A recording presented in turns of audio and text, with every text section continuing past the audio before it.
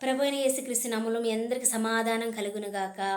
ఆమేన్. ఈరోజు ఒక చిన్న వాక్యాన్ని ధ్యానించుకుందాం. 143వ కీర్తన 10వ వచనం. నీవే నా దేవుడువు, నీ చిత్తానుసారంగా ప్రవర్తించుటకు నాకు నేర్పుము.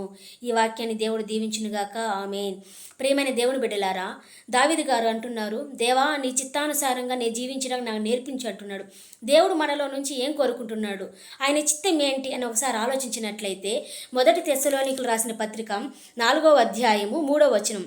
మీరు పరిశుద్ధులు అగుటయే అనగా మీరు జారత్వమునకు దూరముగా ఉండటయే దేవుని చిత్తము. చూసారా ప్రజలారా, దేవుని చిత్తం ఏంటంటే మన పాపంలో ఉండకుండా పరిశుద్ధులుగా ఉండాలని దేవుడు కోరుకుంటున్నాడు. ఎందుకంటే ఆయన పరిశుద్ధుడు, మనం కూడా పరిశుద్ధంగా జీవించాలి. ఎందుకంటే ఈ శరీరం అనే దేవుని ఆలయంలో జారత్వానికి పాపానికి చోటులో ఉండకూడదు. ఎందుకంటే ఇది దేవుని ఆలయం. కాబట్టి దేవుడు అంటున్నాడు, మీరు పరిశుద్ధులు అగుటకే మీరు పిలువబడ్డారు, అపవిత్రులు అవ్వడానికి కాదు. కాబట్టి దేవుని చిత్తం నెరవేరాలంటే మన శరీరాన్ని మనం భద్రంగా కాపాడుకోవాలి. దేవుని రాకడ వరకు మన ఆత్మని దేవుడికి ఇచ్చేంత వరకు మన జీవితాన్ని ఆయనకి ఇష్టానుసారంగా జీవించాలి. మన ప్రవర్తనని ఆయన ఒప్పించాలి. ఆయన చిత్తానుసారంగా మనం జీవించినట్లయితే మన పరలోక రాజ్యం చేరుకుంటాం. ఈ వాక్యాన్ని దేవుడు దీవించునుగాక. ఆమేన్.